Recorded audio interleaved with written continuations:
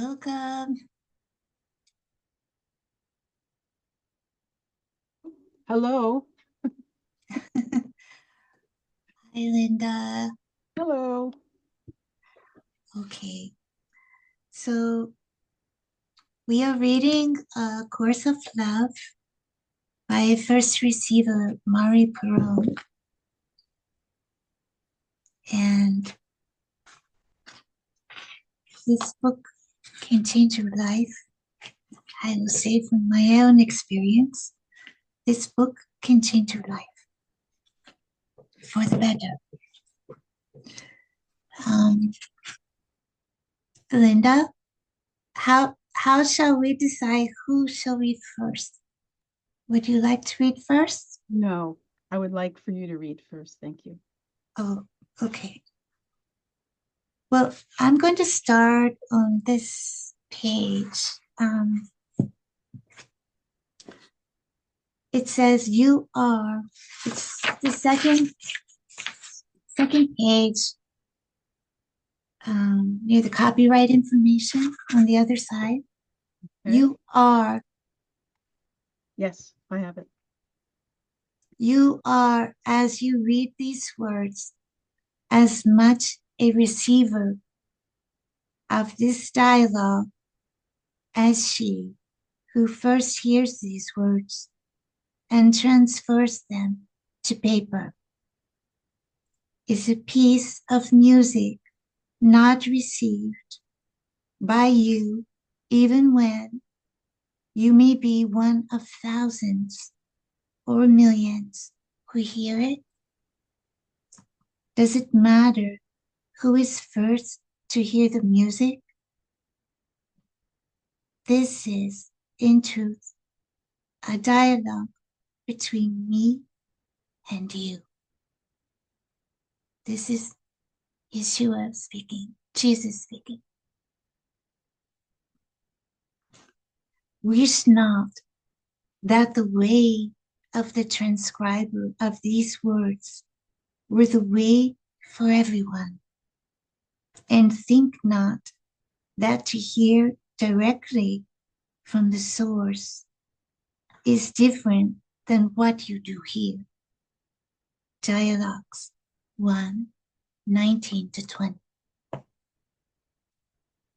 Marie Perron was, in Jesus' words, the first receiver of this course. Accordingly, that term has been adopted for this combined file. And now I'll turn to the introduction and read the introduction.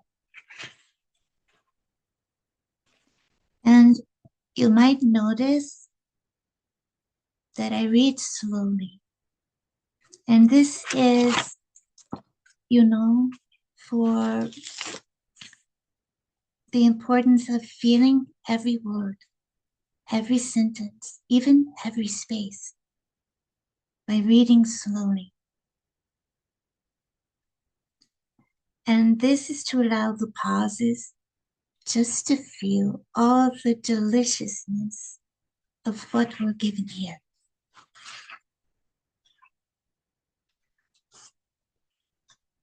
Introduction.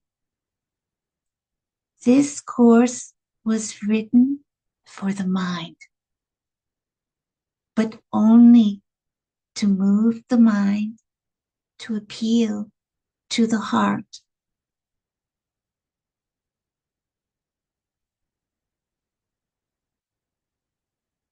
To move it to listen. To move it to accept confusion. To move it to cease its resistance to mystery, its quest for answers, and to shift its focus to the truth and away from what can be learned only by the mind.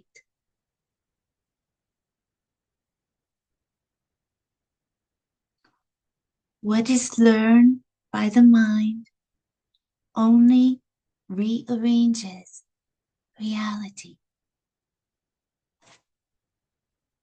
The mind then holds to the new reality as a new set of rules without change. It sees reality through these new mental constructs and calls this way of seeing new. In order to support its new reality, it must insist that others follow these new rules. Truth, it says, has been found, and it is here in these new rules and not in those of old.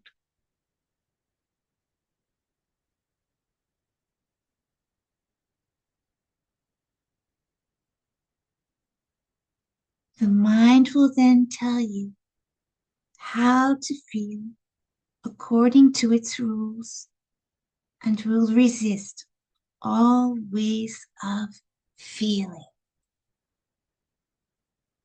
all ways of being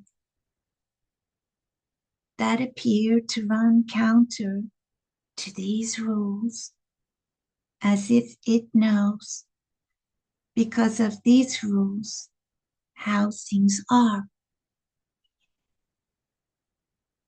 The mind will speak of love and yet hold the heart prisoner to its new rules, new laws, and still say, this is right and this is wrong.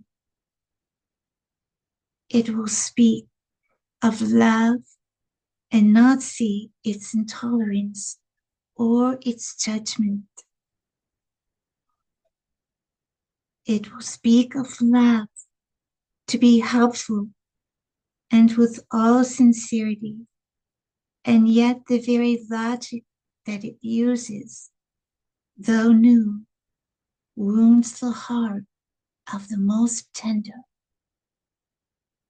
of those most called to love and its sweetness.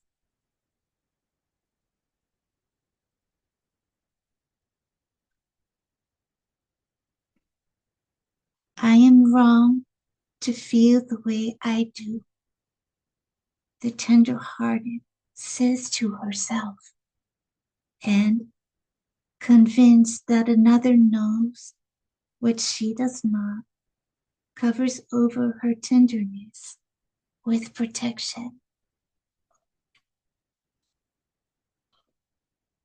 You think that in order to share, you must be able to speak the same language, and so you regress to the language of the mind with its precision. The mind so hates to be confused, to be open, to remain open, and to not know.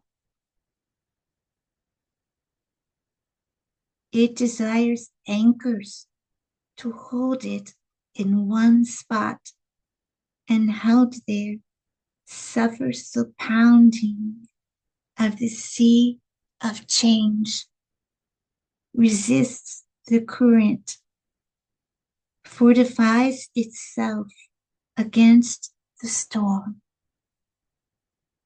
The mind will return always to where it feels safe and sure of itself, and so it goes nowhere and sees not transformation or creation or the new horizon that would defy its reality.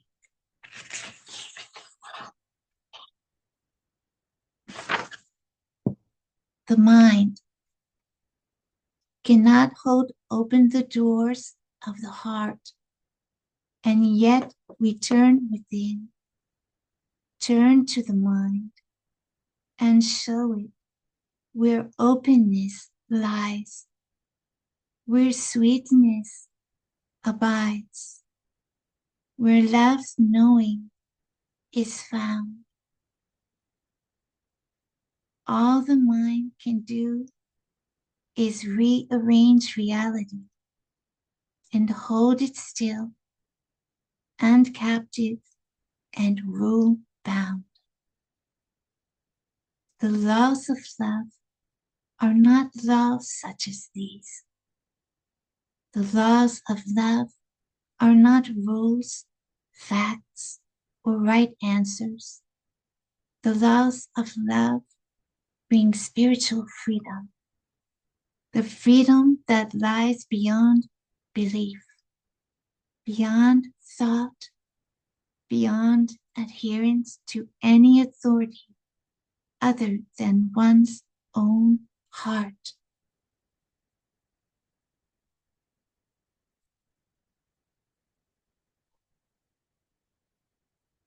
The heart is needed to guide the mind in a way that it does not desire to be guided, a way that is one of joining, a way that does not allow the mind's separate stance, its rules, or its right answers. The heart is needed because it is who and where you are and responds in love to what is one with it. We are one heart. We are one mind. The root to oneness and union, to life in form that accepts oneness and union, to a humanity restored to wholeness, is through the heart of the mind.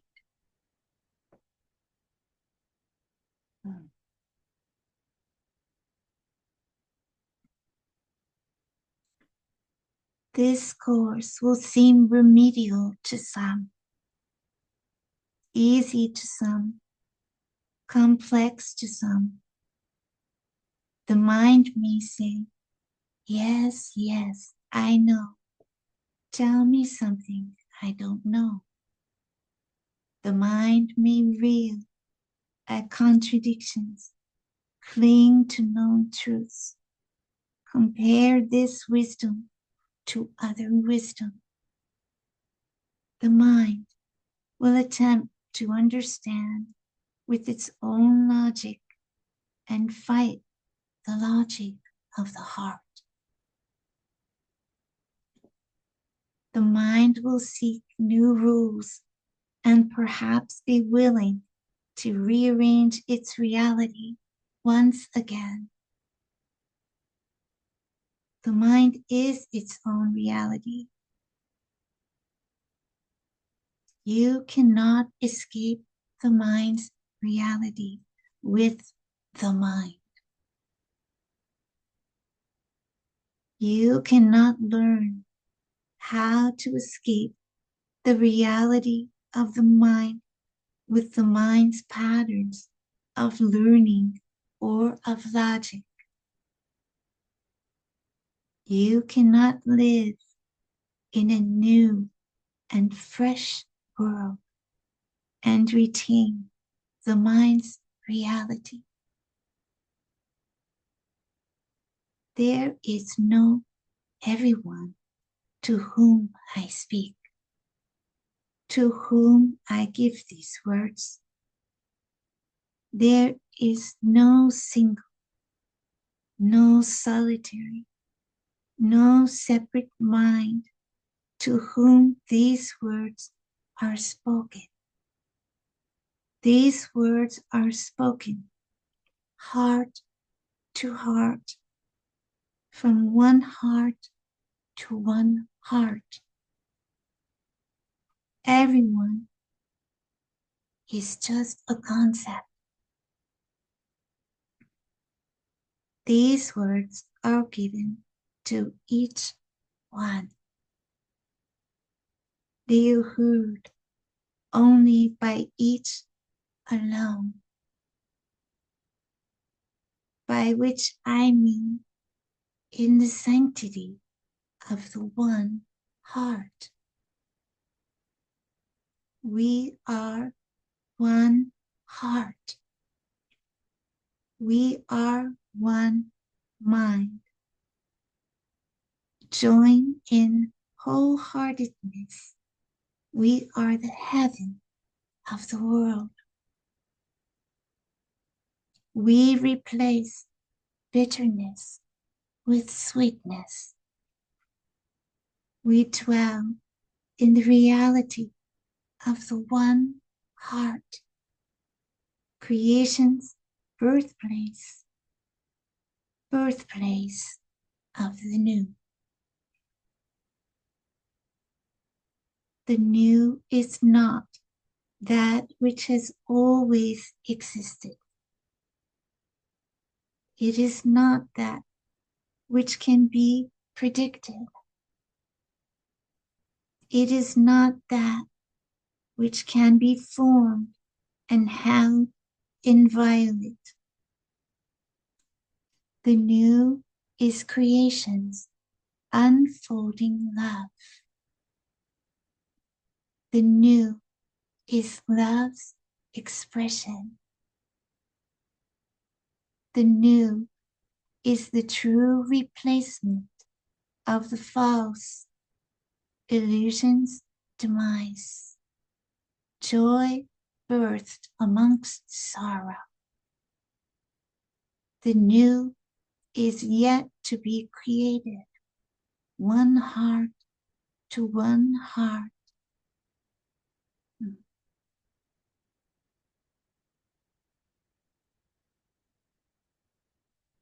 This is a course for the heart, the birthplace of the new.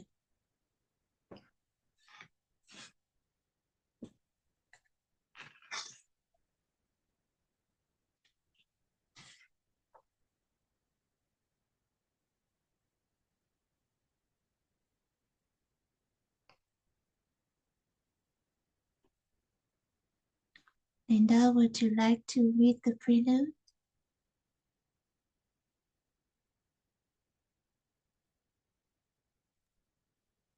Why don't I read 1 or 2 pages? Yeah. Whenever you pause for a long time, I'll pick up.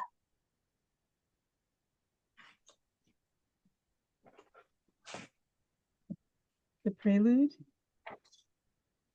Mhm. This is a course in miracles. It is a required course. The time for you to take it is now. You are ready, and miracles are needed. Pray for all those in need of miracles. To pray is to ask.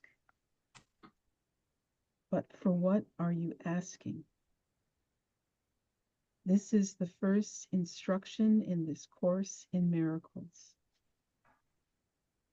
All are in need of miracles. This is the first step in miracle readiness. Asking for all to be included in what we do here.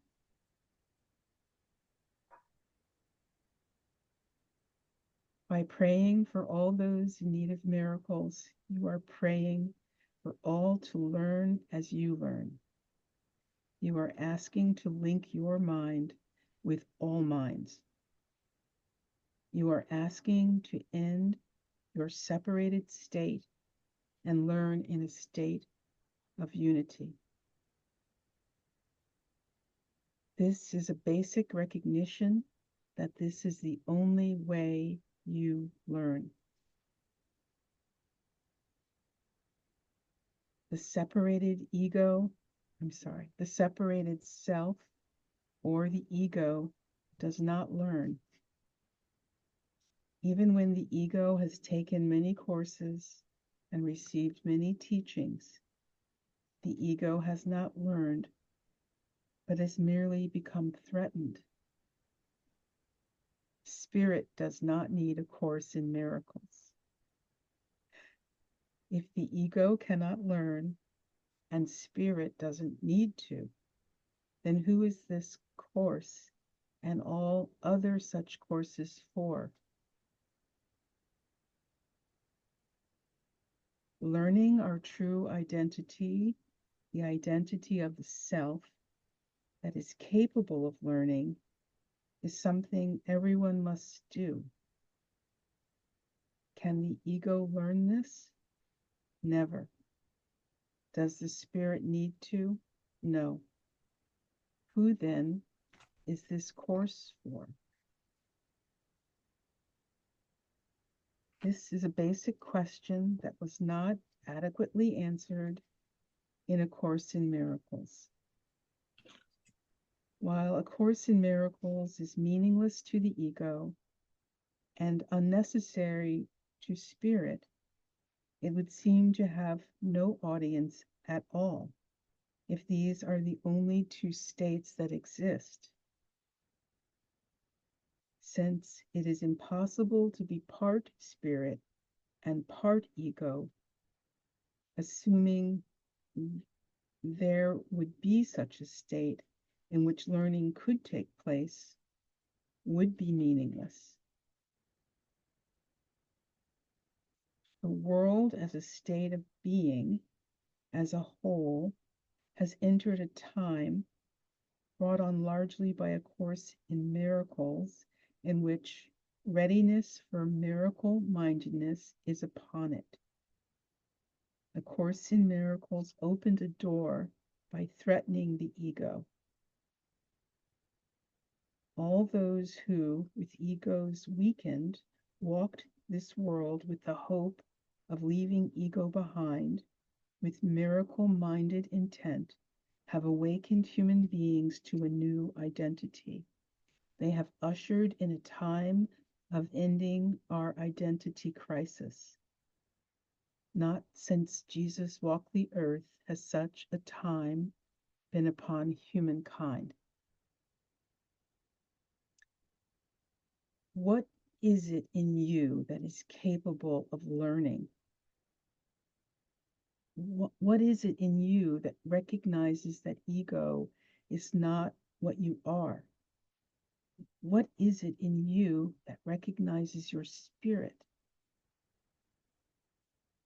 What is it in you that hovers between two worlds, the world of the ego's domination and that of spirit?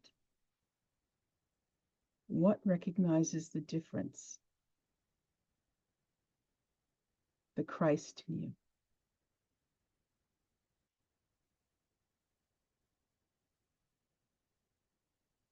It is easy to imagine how the Christ in you differs from your ego, but not as easy to recognize how the Christ in you differs from spirit.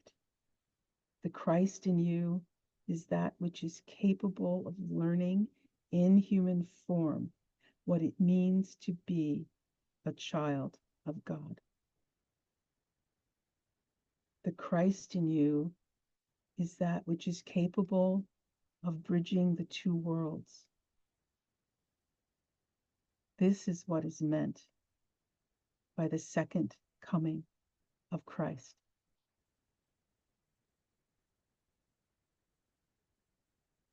The ego is what you made. Christ is what God made. The ego is your extension of who you think you are. Christ is God's extension of who He is.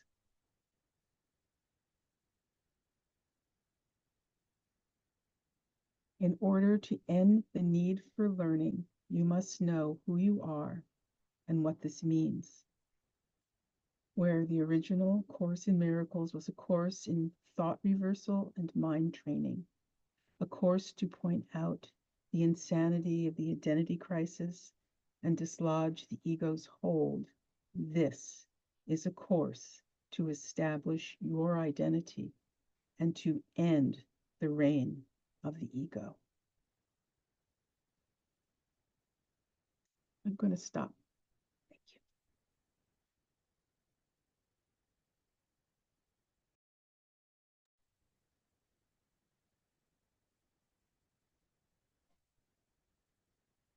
There are still few who dare to believe in the glory of who they are. Few who can lay aside the idea that to think of themselves in the light of God's thought of them rather than their own is arrogance.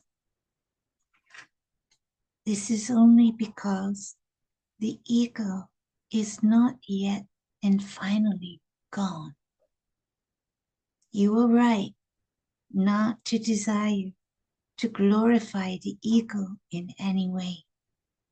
You know that the ego cannot be glorified and that you would not want it to be. This is why, while the ego remains, you cannot know who you are. The only glory is of God and His creations.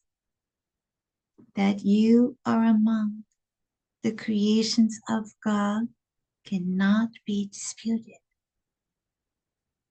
Thus, all glory is due you. All glory is yours, and your efforts to protect it from the ego's reach are valiant but unnecessary. The ego cannot claim the glory that is yours. Many of you desire to be foot soldiers, to just live a good life without claiming glory, without having any grand ideas about yourselves.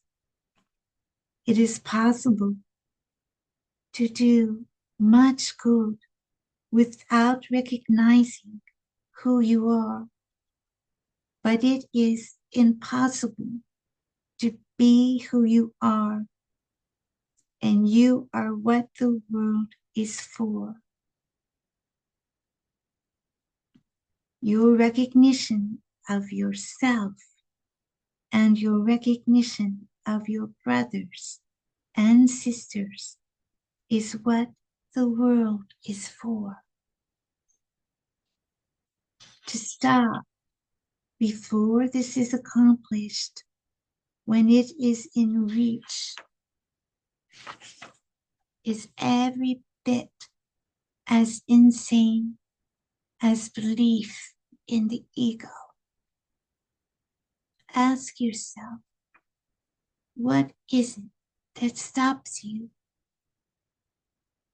As humble as you seem to be in your choice, you are still letting ego make your choice. This is not humility, but fear. The further teachings of the original course were designed to turn fear into love. When you think you can go only so far and no further in your acceptance of the teachings of the course and the truth of yourself as God created you, you are abdicating love to fear. You are perhaps making this world a better place, but you are not abolishing it. In your acceptance of doing good works and being a good person, you are accepting ministry to those in hell rather than choosing heaven.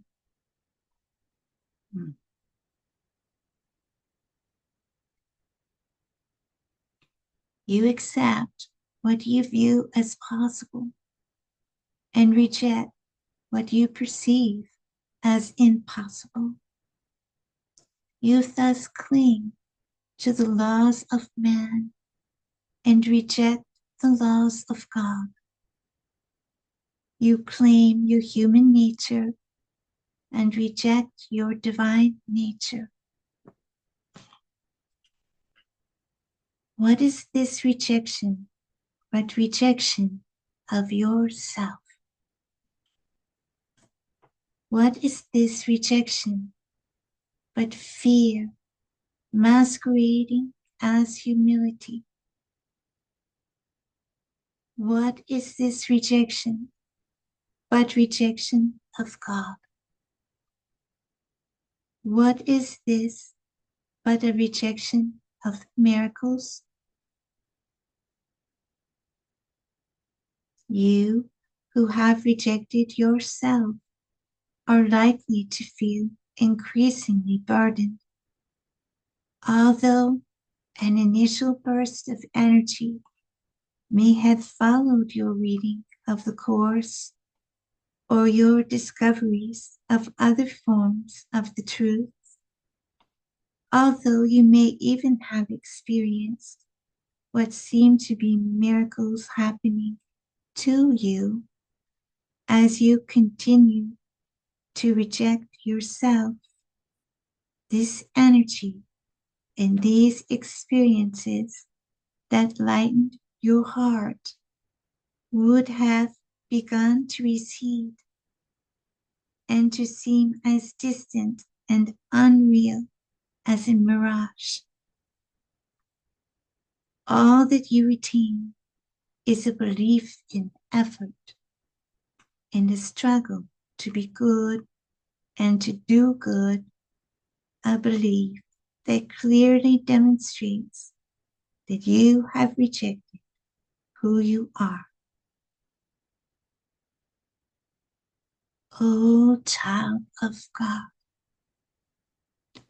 you have no need to try at all, no need to be burdened or to grow tired and weary. You who want to accomplish much good in the world, realize that only you can be accomplished.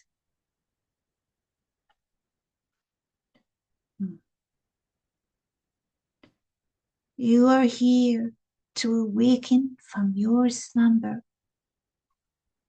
You are here not to awaken to the same world, a world that seems a little more sane than before, but still governed by insanity, a world in which it seems possible to help a few others, but certainly not all others, but to awaken to a new world.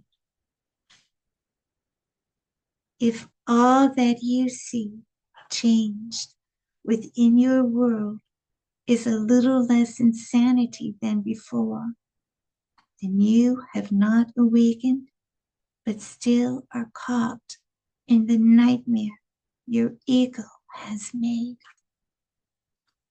By choosing to reject yourself, you have chosen to try to make sense of the nightmare rather than to awaken from it. This will never work.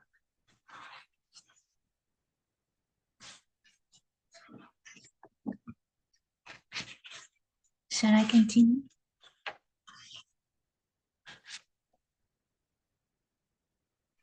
May I? Yes. Thank you. By rejecting who you are demonstrating that you think you can believe in some of the truth, but not all of it. Many of you have accepted, for instance, that you are more than your body while retaining your belief in the body. You thus have confused yourself further by accepting that you are two selves, an ego self represented by the body and a spirit self that represents to you an invisible world in which you can believe but not take part.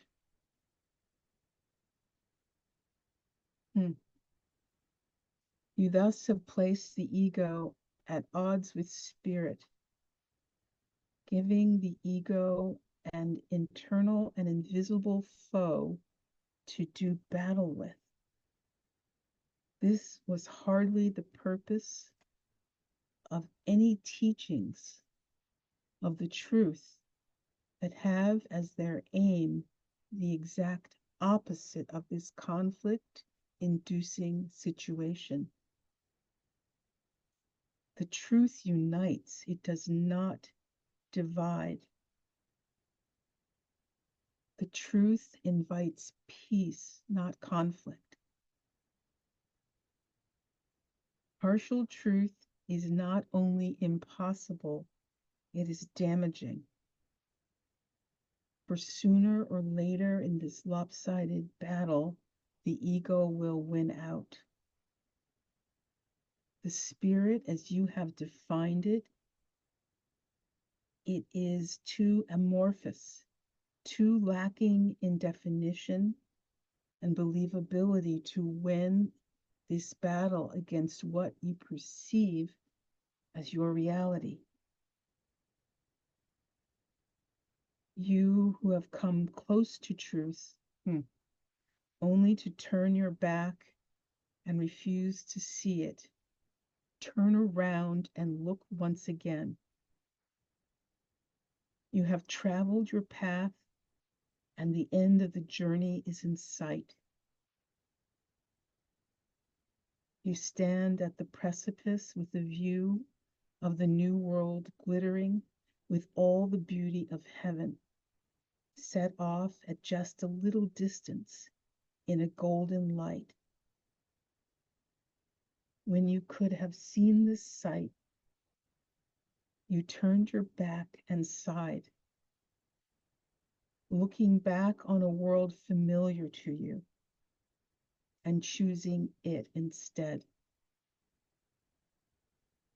You do not see that this choice, even made with every good intention of going back and making a difference, is still a choice for hell when you could instead have chosen heaven.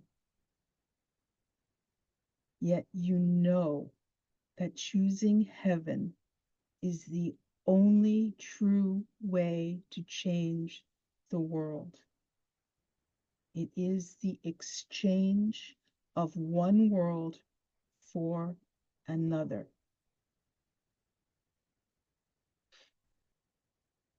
This is what you fear to do.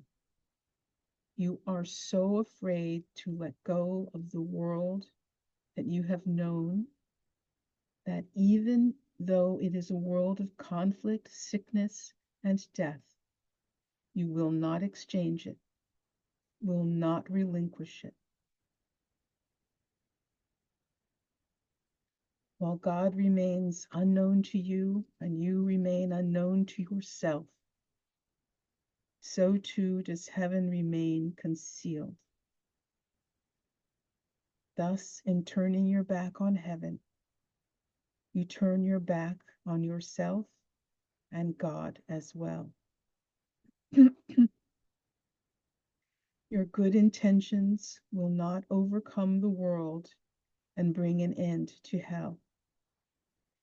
In all the history of the world, many have done good, heroic, and at times miraculous deeds without the world changing from a place of misery and despair.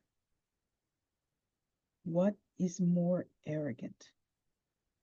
To believe that you alone can do what millions of others have not been able to do? Or to believe that you, in union with God, can? What makes more sense? To choose to try again when others have tried and failed to accomplish? Or to choose to leave behind the old and choose a new way, a way in which you become the accomplished, and in your accomplishment, bring the new into being?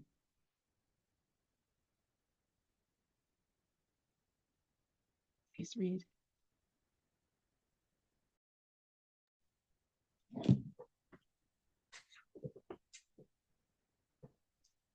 What is the difference between your good intentions and willing with God? The difference is in who you think you are and who God knows you to be. While this difference remains, you cannot share your will with God or do what God has appointed you to do. Who you think you are reveals the choice that you have made. It is either a choice to be separate from God or a choice to be one with God.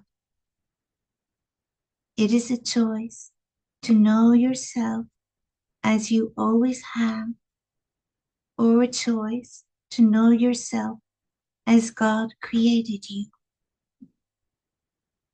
It is the difference between wanting to know God now and wanting to wait to know God until you have decided you are worthy, or until some other designated time, such as at death.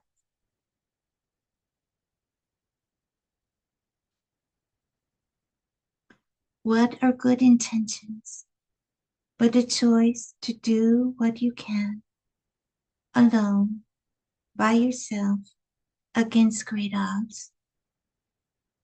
This is why good intentions so often fail to come to be at all, and why, when every effort has been made, the outcome seldom seems worth the effort. You cannot earn your way to heaven or to God with your effort or your good intentions. You cannot earn and will not ever feel as if you have earned the designation of a person of such worth that you are deserving of all that God would freely give. Give up this notion.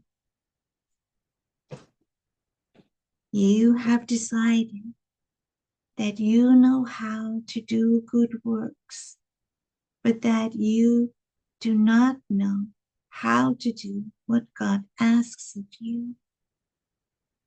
You think, if God asked me to build a bridge, I would build a bridge. And this is likely true. Yet you will not become the bridge. You refuse to recognize that the Christ in you provides the bridge, that you need only walk across the bridge, the distance between heaven and hell, between your separated self and union with God and all your brothers and sisters. You prefer to think a good deed here, a bit of charity there, is more important. You prefer to give up on yourself and to help others without realizing that you can help no others until you have helped yourself.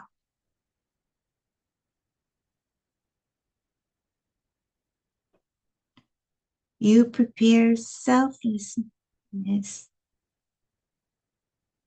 to self, for you prefer, selflessness to self, because this is your chosen way to abolish ego and to please God. This is not unlike the attitude of a good mother who decides to sacrifice herself for her children without realizing that her sacrifice is not only unnecessary but undesirable. Your good intentions neither please nor displease God. God simply waits for your return to heaven, for your acceptance of your birthright, for you to be who you are. Another failure to accomplish lies at the other end of the spectrum, with a concentration on self that seems to have no endpoint and no limit to the interest it generates. While forgiveness and the release of guilt are necessary, and while recognition of gifts and what leads to joy cannot be done without, they are the point only to the extent of making one ready for a new choice.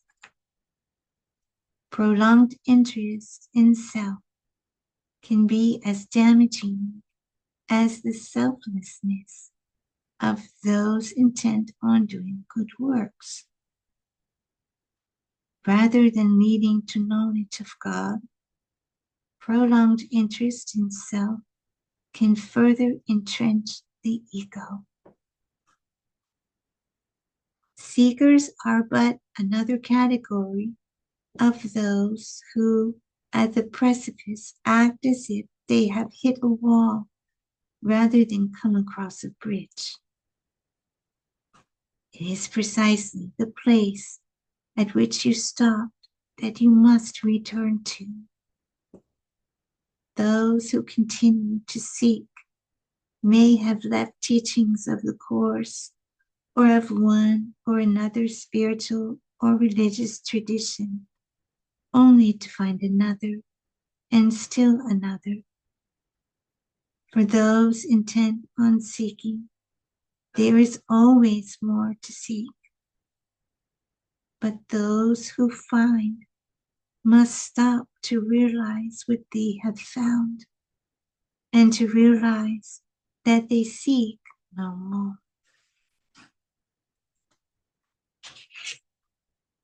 The Course speaks of patience that is infinite. God is patient, but the world is not. God is patient, for God sees you only as you are. The Christ in you is also still and ever present, but the weakening done by your ego, by whatever learning you have done, has left room for strength, a strength that entered as if by a little hole made in your ego's armor, a strength that grows and grows impatient with delay. It is not your ego that grows impatient for change, for your ego is highly invested in things remaining the same. It is rather a spirit of compassion that reels at the senselessness of misery and suffering.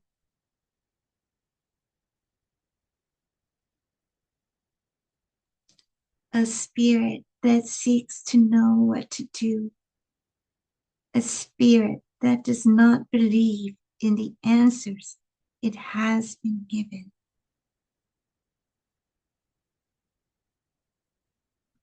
The way to overcome the dualism that threatens even the most astute of learners is through the Christ in you, through the one who knows what it is to be God's child and also walk the earth as child of man. This is not your help, as the Holy Spirit is, but your identity. While the Holy Spirit was properly called upon to change your perception and show you the false from the true, your recognition of the Christ in you is proper in this time of identification of your undivided self.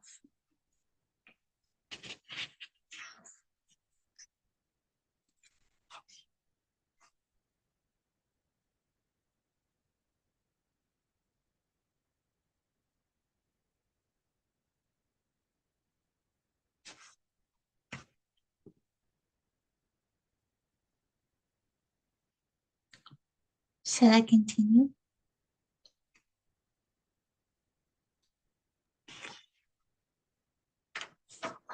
If you like. Okay.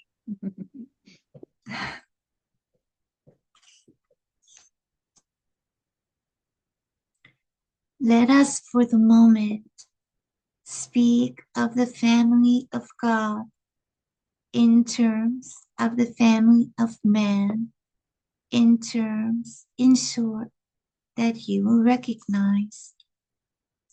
In the family of man, there are many families, but it is called one family, the family of man.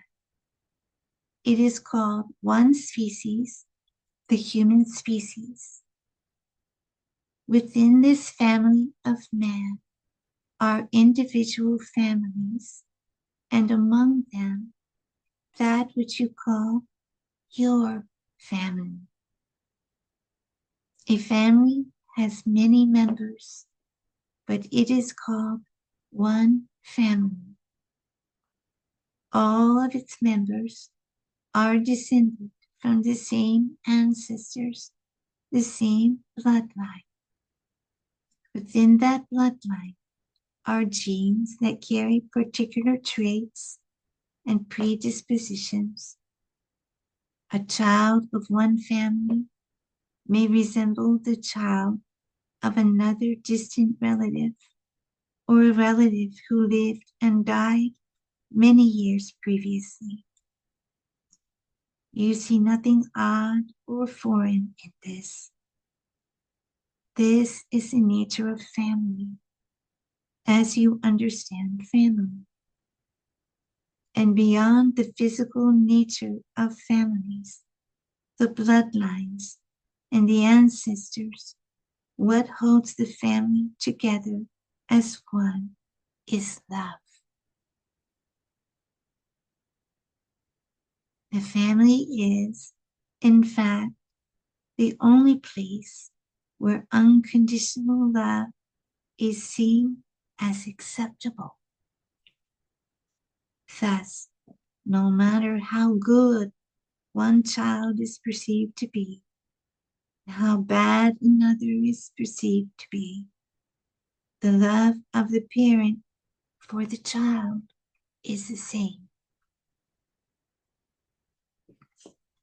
A son or daughter does not earn the love that is given him or her, and this too is seen as acceptable and even right. Obviously, the nature of God is different than the nature of man. God does not have physical form and does not produce physical offspring. God does, however, have a son, a child, an offspring, who must exist in some form like unto the Father.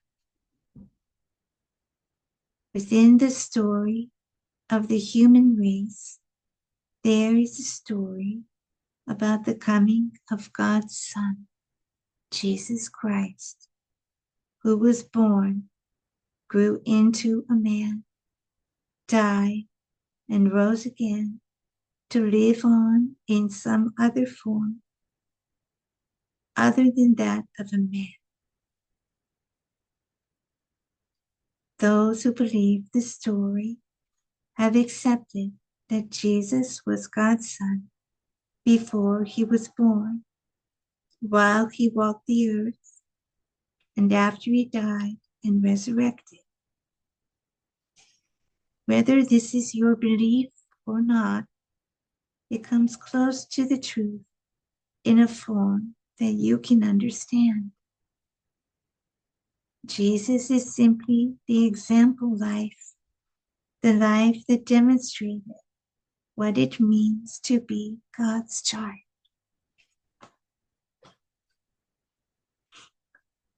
Just as there is a part of you that thinks you are undeserving and made for suffering and strife, there is another part of you that knows this is not true.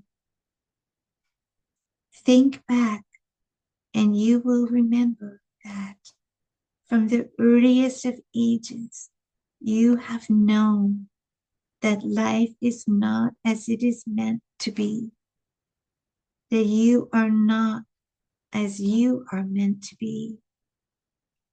The part of you that rages against injustice, pain, and horror does so from a place that does not accept and will never accept that these things are what are meant for you or for those who walk this world with you.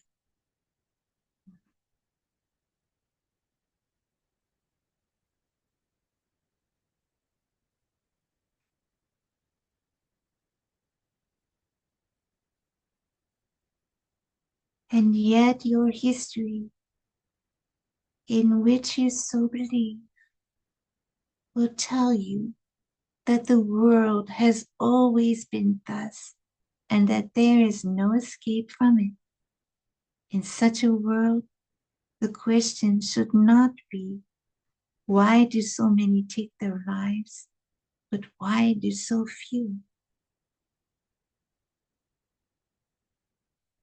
There are many forms of pain and horror, from physical illnesses to torture to loss of love, and in between these are many frightful occurrences, is the equally distressing life of the purposeless, where hours pass endlessly in toil that is the cost of your survival here. Even those who have studied much and learned the lessons of the course well leave their learning and their teaching, sit idly by while they earn their living until the dust that is collected upon it obscures it from their sight. This is the cost of turning back when heaven could have been reached.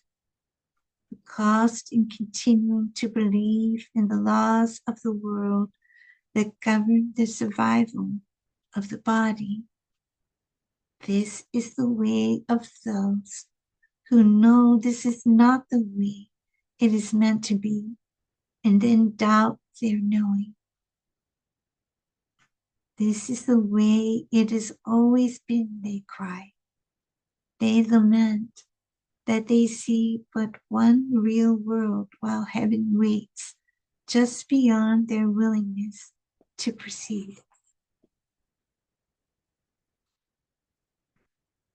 You are the creation, like unto your Father, and the family of man is like unto the family of God.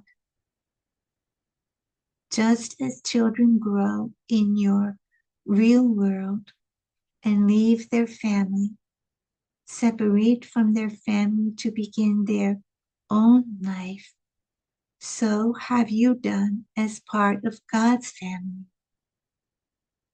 In the human family, the separatedness and independence that come with age are seen as the way that things should be, and yet a return to the family of origin is also seen as natural.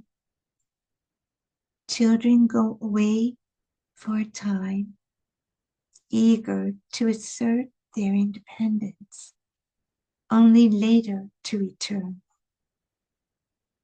The return is a symbol of maturity, acceptance, and often of forgiveness.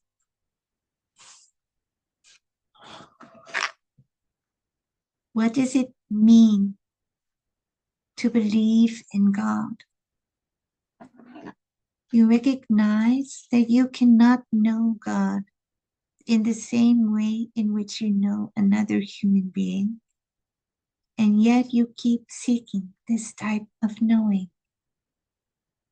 Even with another human being, knowing what they stand for, what their truth is, what rules they obey, how they think, and how what they think aligns with what they do is the essence of knowing them. God gave you the word to know him by. God gave you the word made flesh as an example to live by, as an example of a living God. What more than this is necessary? You seek form when you already have content. Does this make any sense?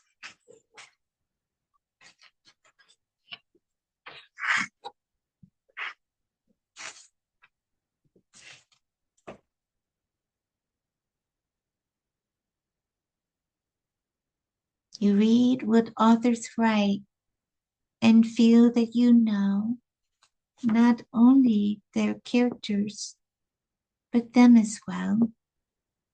You meet an author face to face, you can seldom see in them what you saw in their writing.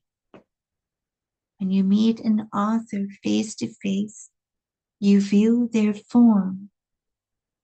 When you read their words, you view their content. When you quit seeing with the ego's eyes, you quit seeing form and quit searching for it. You begin seeing content. Content is all you have of God. There is no form to see, yet in the content is the form revealed. This is true seeing. For content is all and form is nothing. The content of God is love. Jesus embodied God by embodying love. He came to reverse the way God was thought of, to put an end to seeing God in human terms of vengeance, punishment, and judgment. Jesus did this not only by embodying God in human form, but by giving a true rather than a false picture of power. Before the coming of the Word made flesh, the incarnation, the only idea humankind could draw of an all-powerful being was a being whose power resembled the powerful among them. Jesus took such a stand against those with this kind of power that he was put to death. But Jesus did not advocate for a powerless people.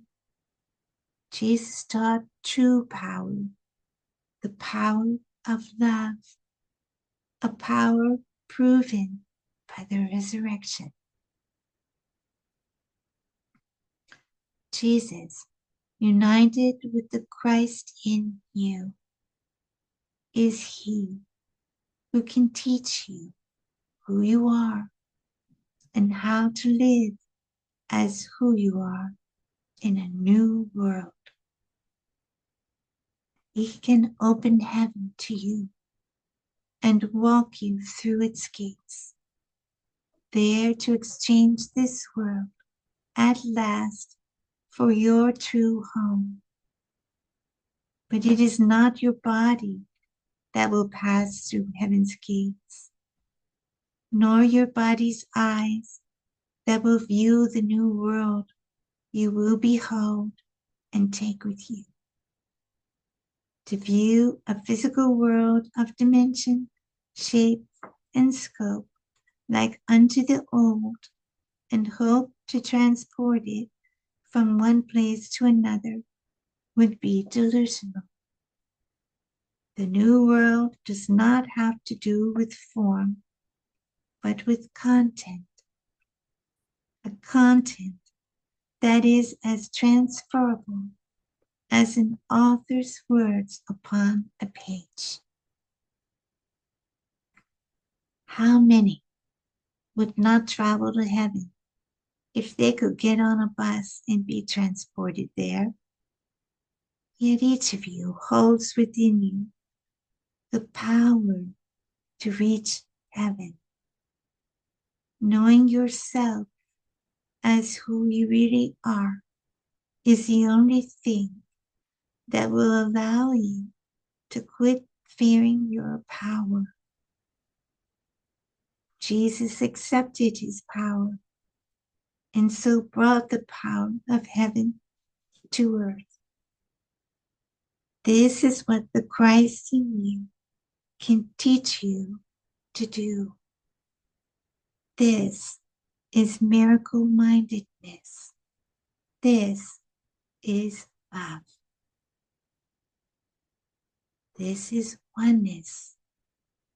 The Christ in you teaches only in the sense of imparting knowledge that you already have and once again have access to as you join with your own real self. Once this is accomplished, you are accomplished because you are complete. But if your joining with Christ is the accomplishment and completion of all lessons, who is he who provides the lessons? This is Jesus. The Christ in you is your shared identity. This shared identity made Jesus one with Christ. The two names mean the same thing, as oneness is what was always shared and always will be. You are eternally one with Christ. The only way you can identify Jesus differently is to relate to the Jesus who was a man, the Jesus who existed in history. This is the same way in which you are able to see yourself as a man or a woman, as a being existing in a particular time in history. This one, or at best three-dimensional nature of your seeing, is the nature of the problem. If you cannot see yourself other than as a man or woman living in a particular place, in a particular time, you cannot see yourself. Thus Jesus comes to you again in a way that you can accept, to lead you beyond what you can accept to what is true. To tell someone, even a young child, that a caterpillar becomes a butterfly is seemingly unbelievable. This does not make it any less true. The butterfly, although some perceive it as being lovelier to behold, is still the same being as the caterpillar. The caterpillar did not cease to exist, it simply transformed into what it always was. Thus, it would seem as if the butterfly is both butterfly and caterpillar, two separate things becoming one. You are well aware of the fact that if you could not see the transformation take place with your own two eyes, you would not believe that the two seemingly disparate creatures were the same. Someone telling you this story of transformation without being able to show you proof that you could see would be accused of making up a fairy tale for your amusement.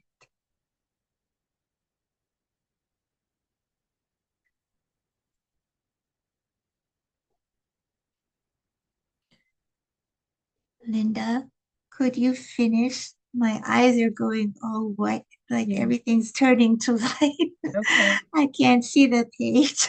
I understand. Thank you. How many of you see the story of your own self in the same frame of mind? It is a nice fairy tale, an acceptable myth, but until your body's eyes can behold the proof, this is what it will remain. This is the insanity of the nightmare you chose not to awaken from. It is as if you have said, I will not open my eyes until someone proves to me that they will see when they are opened. You sit in darkness, awaiting proof that only your own light will dispel. Your willingness to learn is evident, or you would not be here. You have been told and told again that a little willingness is all that is necessary. Why do you seem then to have not advanced, or to have advanced only a little bit, when your willingness is mighty? Only because you have not vanquished the ego. You learn and then you let the ego come and take all that you've learned from you again and still again. It is ingenious in its way of getting you to turn back again and still again until you feel as if you are going in and out through a revolving door. You were yourself before you began your learning, and the ego cannot take yourself from you, but only can obscure it. Thus, the teachings you need now are to help you separate the ego from yourself, to help you learn to hear only one voice. This time, we take a direct approach, an approach that seems at first to leave behind abstract learning and the complex mechanisms of the mind that so betray you. We take a step away from intellect, the pride of the ego, and approach this final learning through the realm of the heart. And this is why, to end confusion, we call this course a course of love.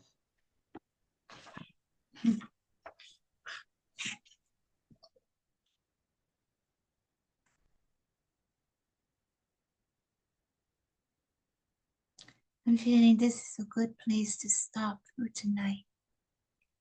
Yes, my eyes Yeah, are it's hard to see. yeah. Do you have anything you want to share or anything?